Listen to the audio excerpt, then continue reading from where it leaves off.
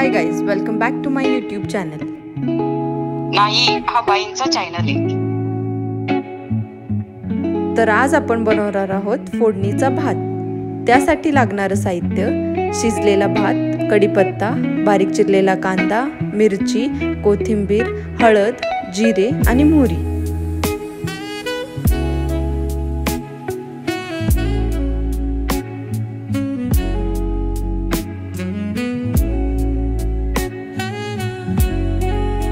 आता एका तव्यात तेल टाकून त्यामध्ये मोहरी, जिरे,